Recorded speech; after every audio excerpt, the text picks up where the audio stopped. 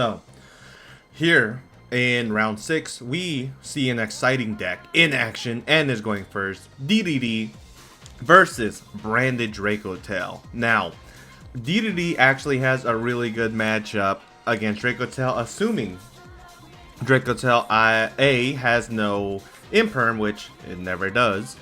B, Dracotail has no Nib, which they can have, but like DDD does have a way to stop it.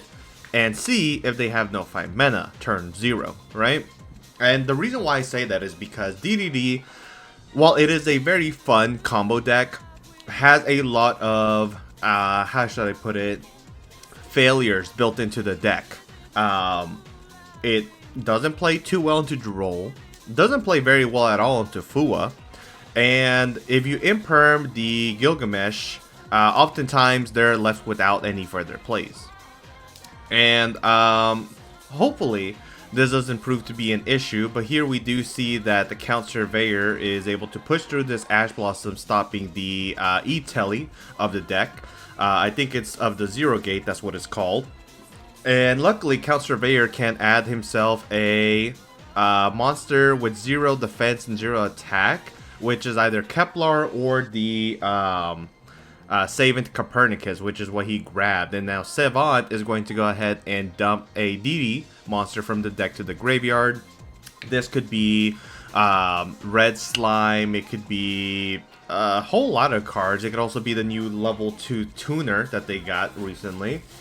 Funny enough, this deck is getting more support. It's getting another level 6 fusion monster in Burst Protocol, but we won't see that for a while.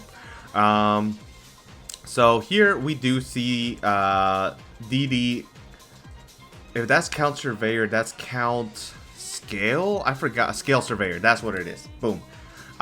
So he's going to be able to utilize the effect of the Scale Surveyor, I think, to apply something. I don't think it has a graveyard effect, right? Maybe I'm tripping. I guess this is a good chance for me to relearn DD.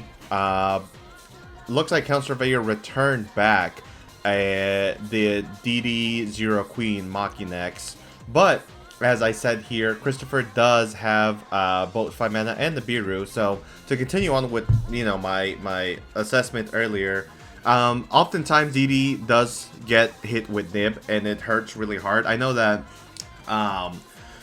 Zeus Ragnarok ideally stops it because it has a monster negate in hand, but you need a Dark Contract in the graveyard, so you have to set that up early, and it's usually on the 5th or 6th summon when it happens, whenever you get to have his effect, which means that you're often playing into the Nibiru before you get to Gilgamesh or Zeus Ragnarok, which is the reason why this is not a very good deck to be able to play. But, if DD sets up their entire end board, Caesar puts in immense work. Not only that, but Siegfried is also able to stop, something like a Branded Fusion, Ketu Dracotail, Rahu Dracotail.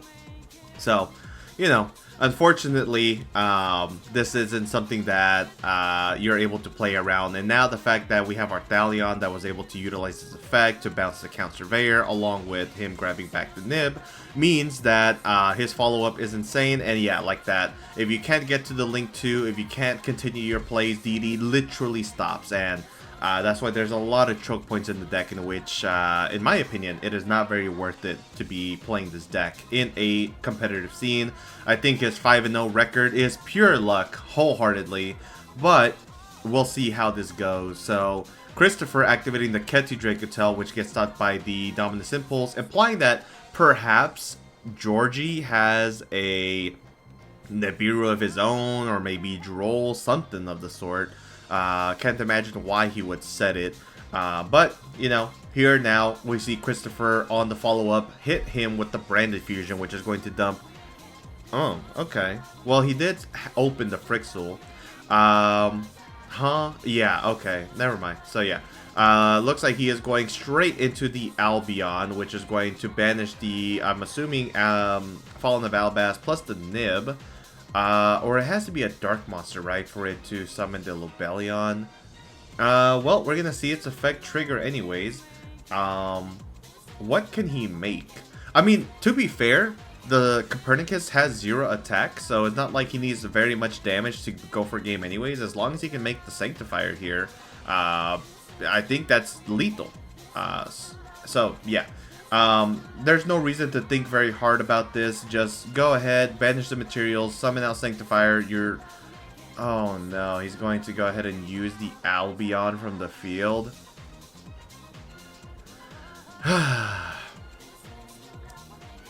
Oh my god. Dude, you literally have game. He could have also sent Malulu to summon out Lubellion if he wanted instead, so that he could get a set, which would be Rahu. I mean, this doesn't make sense at all. Like, what the hell am I seeing?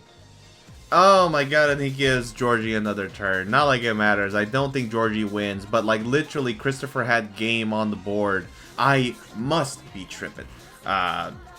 You know what?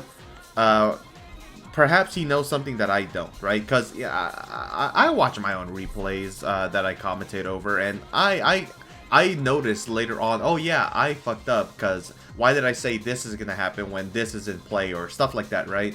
So perhaps Albion cannot summon the Sanctifier Dragon, and I'm going to leave it at that.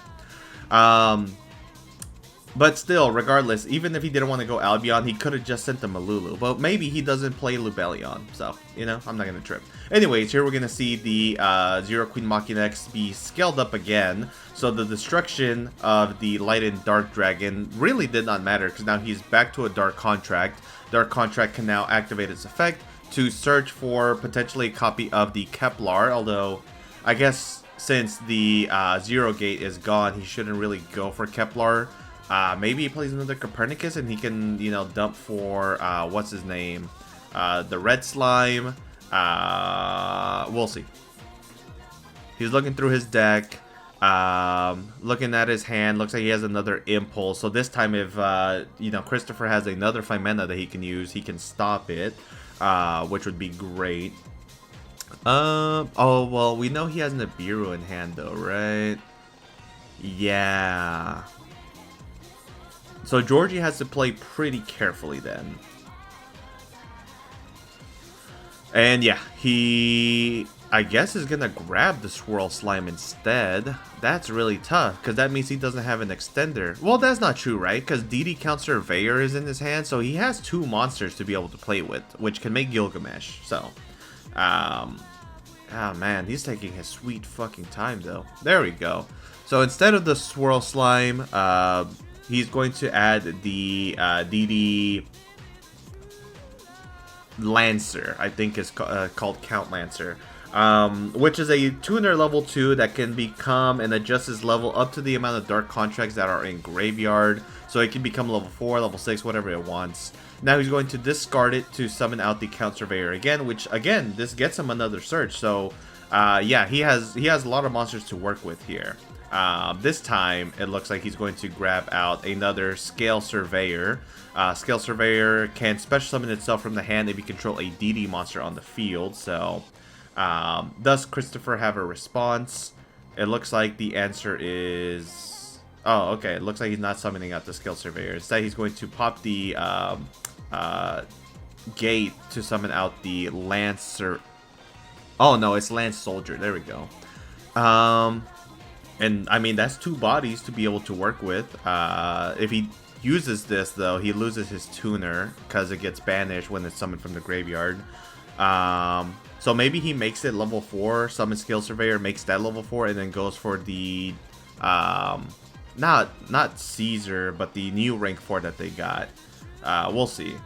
So that's going to adjust his level to become level 4. Let's go ahead and now see what rank 4 he makes it.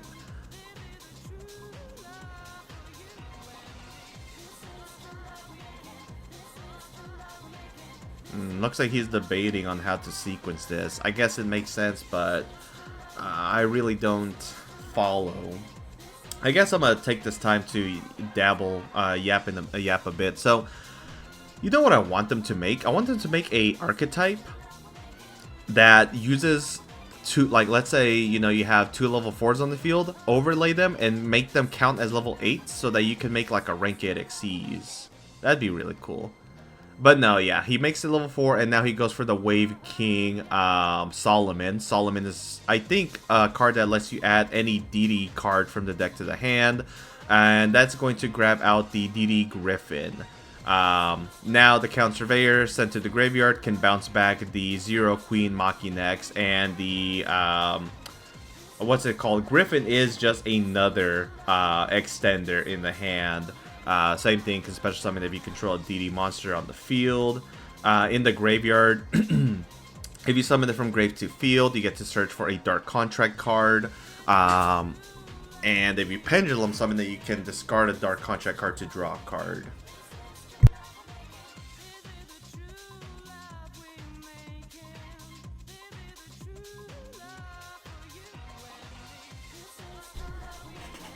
Now he can overlay for the Marksman King Tell. There it is. And then he can link summon now into the Gilgamesh. If this gets sent to the graveyard, you get to dump a DD monster from deck to the grave, which should be the red slime at that point. Let's see how he decides to play this out. Yeah, link summon into the Gilgamesh effect to place the scales. Chainlink 1 should be the Marksman King Tell. So from here we will be able to see the what's that skill 5 name? I forgot. Abyss Ragnarok? Is that what it is? Oh my god, I forgot my DD monsters. Let me see. DD. Surely it's Abyss Ragnarok. There's no way I forgot that guy's name, especially after I played this deck for like a long time back then. Yeah, Abyss Ragnarok. And now he just needs a low scale. Okay, Orthros comes down to the field. Orthros, I think, can pop itself and a spell trap on the field, and then, of course, it places itself into the scale. And if he does that, he can pop the back row, which can allow Georgie to place the queen again onto the scale field, because it is a scale 0. Also, that's the wrong DD monster that they decided to show. Wrong dog. This was a 2-headed dog, not a 3-headed dog. But here we see Horn. It is going to be activated, so yeah, he doesn't want the Cerberus to have that much value, but it's not like it matters too much. He already misplayed, so, he has to draw like a miracle on the top deck to be able to play. Now we're going to see the Swirl Slime activate its effect. By banishing itself and another DD monster or monsters, you can fusion summon from the graveyard. So this is going to banish that and the Skill Surveyor from the grave to fusion into the Genghis. Now on summon, he can use Abyss Ragnarok to summon if you want, but instead he's going to activate the effect of Griffin to special summon, and now, since he special summoned the DD, Genghis can special summon back a DD monster from the graveyard, and here we're going to see Nibiru, and the Impulse is activated so that the Nibiru is negated and destroyed, which means that Georgie should be able to win this game from here. And we do see Christopher scoop up, and we'll go to game number 2. Game number 2, Christopher is being the turned player this time, and he's, oh my god, there's no way. That has to suck. Okay, so we see Christopher activate 5 mana, in which Georgie activates double Fua. This game could very well be over, and we see him activate not activate, but he has another Fua in hand, which means next turn he can activate it again. Get himself more draws if the opponent wants to, interact with him whatsoever. Okay, so this goes ahead and dumps the Frixel, and what I love about Georgie's hand right now is he has a Ash Blossom, which means he can negate the trap cards that come up here. So he does get back the Nib and the the Frixel. So he's more than likely going to normal summon Frixel, summon 5 mana, and then bounce it back to the hand.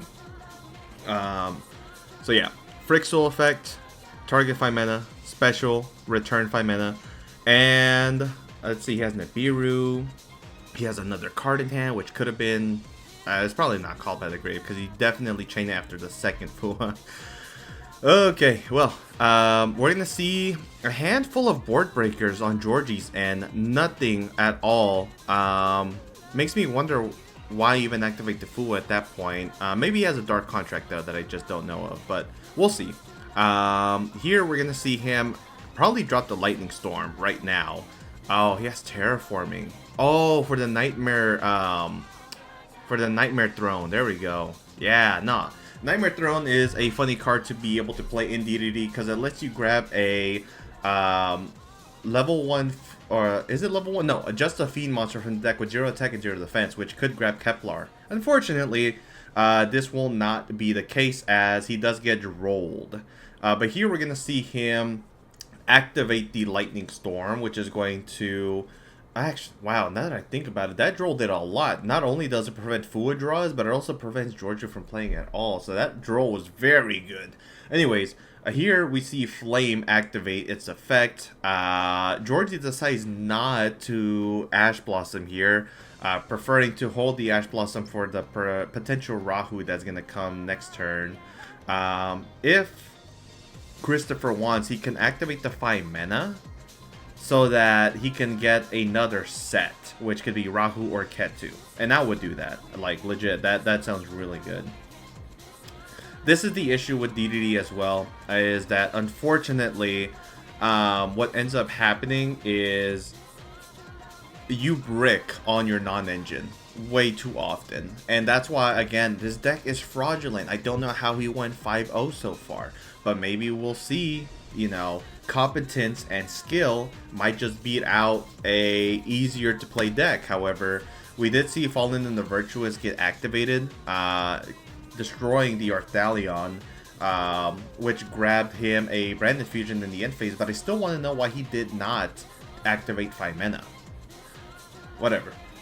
We will go ahead and see him now start his turn, which is going to... I mean, it's probably just going to be the Branded Fusion to start, right? You know, bait out any potential hand traps, impulse, etc. That's what I would do at the very least.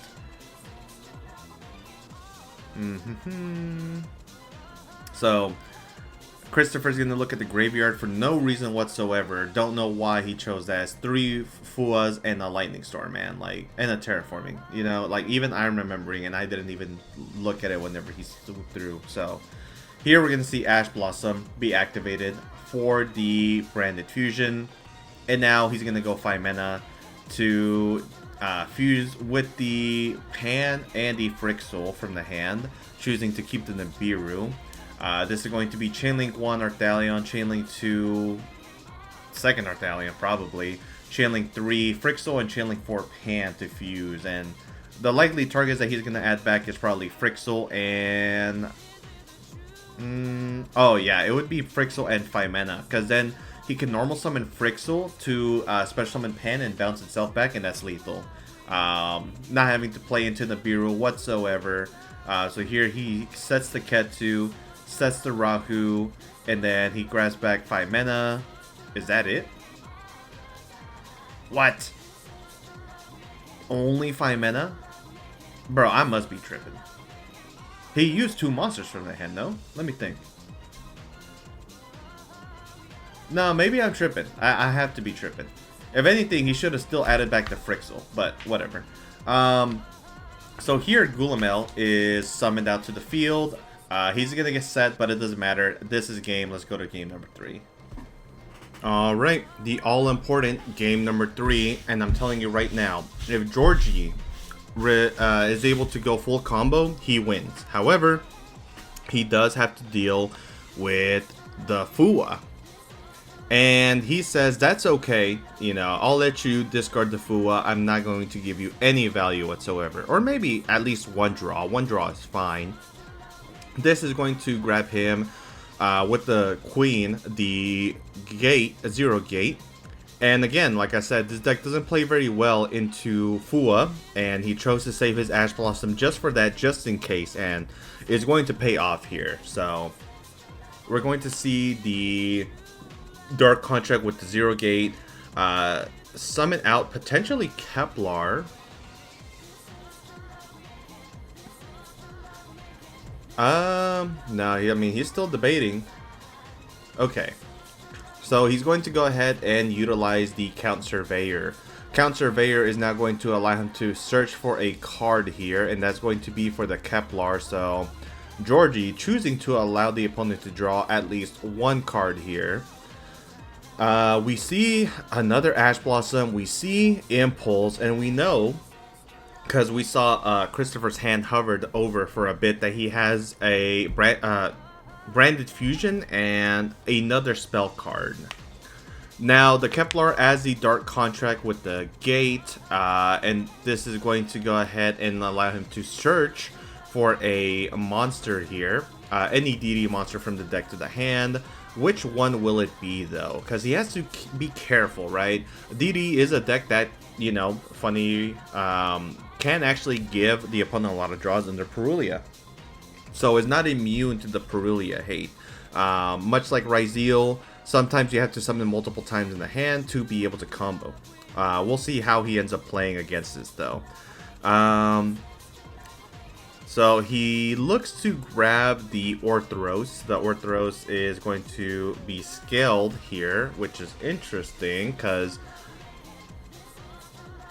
Oh, I see. So this is to get him another body. Popping the Dark Contract on the field so that he can now special summon the Zero Queen Machinex.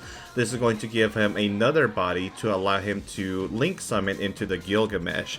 Allowing him to get more bodies for free, essentially, so that the opponent doesn't get any further draws from any potential normal summons. Really good. I can tell Georgie knows how to play this deck very well. Something that I myself wouldn't have caught myself doing properly at all. So, we're going to see the Gilgamesh place Abyss King Ragnarok and the Griffin. Now, he's going to go ahead and potentially Pendulum Summon here. He can Pendulum Summon... only one monster from the extra deck right now. But instead, he is going to pop the Griffin. I think that gives any monster it selects 1,000 attack. And then he rescales another Zero Queen Machina X. This time, now he's going to go for the Zeus Ragnarok. And the Zeus is going to be amazing here because now he has a negate for a hand trap, right? Which is really good into Dracotail. And this is why I said, if he is able to combo, he is winning the game, guaranteed. But we're going to see how he applies pressure.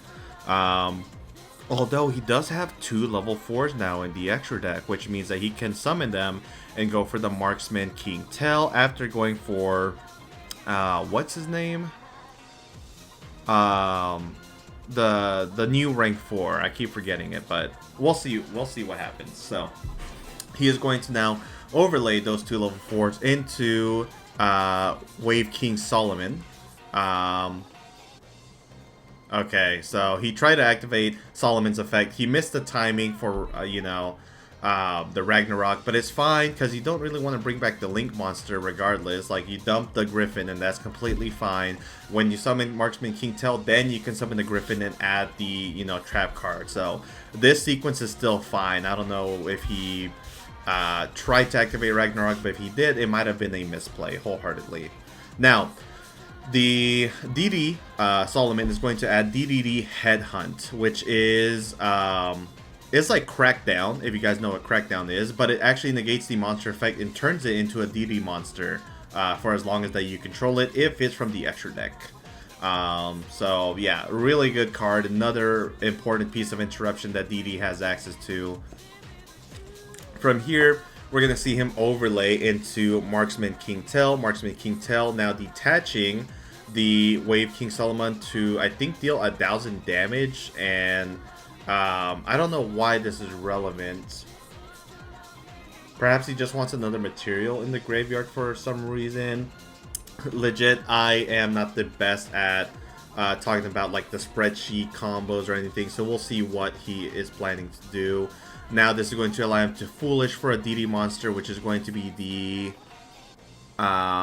Lance Soldier. And then he's going to be able to utilize the Ragnarok effect to get another Pendulum Summon. But is he going to be able to do so? Because he doesn't have many monsters in the Pendulum Zones anyways. And he also didn't summon off of Ragnarok. Interesting.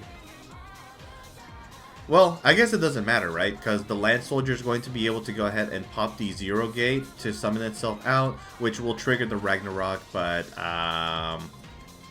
he has no fusion monster, right? He couldn't get Copernicus onto the field at all. So he's missing a dump, essentially. Makes me wonder if he's even going to be able to have access to the card at all. Maybe if he gives his opponent one more draw, wholeheartedly. Let's see. So he's going to go ahead, and it looks like he is going to add the Copernicus off of the Griffin. Copernicus can now be Pendulum Summoned, but again, you got to remember, he's going to give the opponent another draw. So he has to be careful on how he sequences this.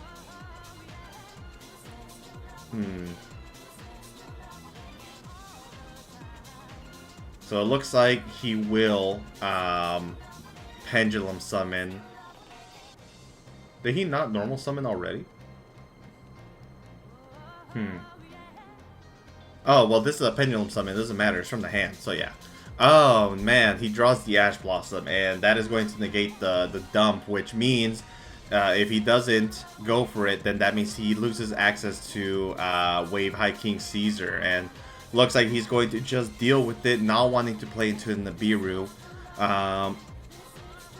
Looks like the Land Soldier is going to, instead of summoning out the Land Soldier, I'm sorry, I said Land Soldier, the Clovis, he's going to summon out the rank 5 to go for his third Gilgamesh, which is going to allow him to dump the Swirl Slime and get him the access to the DDD Wave High King Caesar here. So never mind.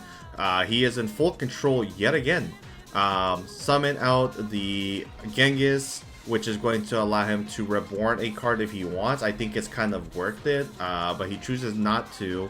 Still hasn't used the Ragnarok effect at all, so we may not see it ever, but that's okay. It's not like he requires it.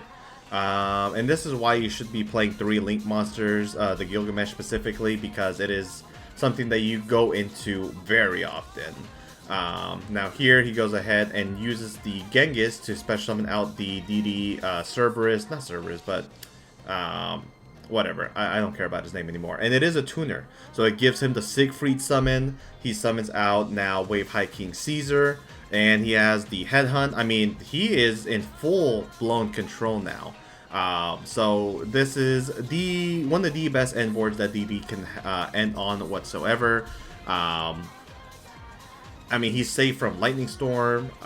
He's not safe from like an evenly match, but well, this negates spells and traps, right? So I guess he's just going to have to think about what he wants to do. However, there is a judge call right now, it looks like, because he's kind of like waiting on a response here. But now he's just going to have to just set 2 and then pass if he wants. Let's see what the dispute's about. Or not.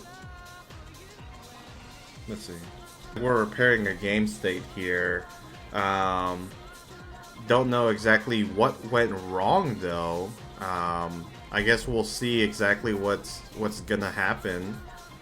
Okay, so I see what went on now. Clovis can summon from the graveyard, but I think it's only if you control a gate card on the field. And he summoned the Marksman King Tail so that he can link off into the DD DDD King Gilgamesh. So if he chooses to use the effect, he has to go ahead and go for the Land Soldier. But this is fine, like I said, has... Oh, you know what? I'm thinking about it now. I think Ragnarok may have actually used its effect to summon back the Griffin, right? So, yeah, no, it looks like he's not going to be able to end with the DDD Wave High King Caesar, which makes playing against Christopher's deck a lot harder. But we're going to go ahead and it's fine. You know, he still ends with Siegfried, Gilgamesh, and then overlays into the Machinex, but it almost seems worthless at that point. So let's see what happens, man. Let's see what happens.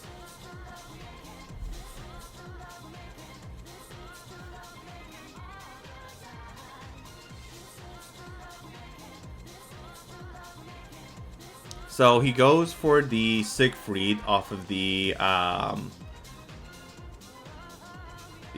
of the Lance Soldier and the King Clovis. Now he goes into Link 2 into the Machinex. This is going to set the DDD Headhunt. And I mean, okay, he has Ash and Impulse. So high key plus the Zeus. So I think he's actually fine. This is more than enough interruptions to beat Christopher's hand, because he only has 4 cards coming up to the 5th card. What Christopher needs to draw is have Branded Fusion in hand, Ketsu, and Rahu for this to be a problem. So we'll see Branded Fusion activate itself onto the field. He should just chain... Well, I was going to say Impulse, because Ash Blossom is a bit better for everything else, right? But we'll see what happens.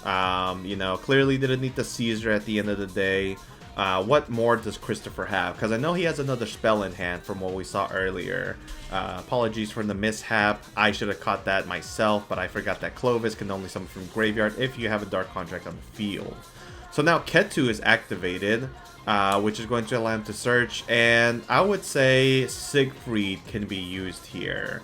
So can Impulse, but, you know, I guess you just save the Siegfried for, like, a potential evenly, right? So, yeah, Impulse is going to negate the Ketu Dracotail.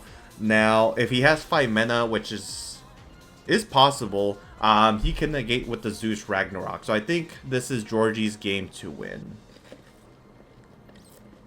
Here comes 5 mana. He activates the effect of the Zeus Ragnarok, banishing a Dark Contract and a DD monster to negate a monster effect in the hand. And with 2 cards left to Christopher's name... Oh! Fallen of Albaz is activated, but DD Headhunt will take control of the monster and negate its effects, and that is game. Congratulations to Georgie for winning with probably the least likely deck to be piloted in the format, DDD. DDD Stonks is going to go up if he does well and goes and advances to top 8. So congratulations to Georgie. Thank you guys for watching, and we will be back soon with another round.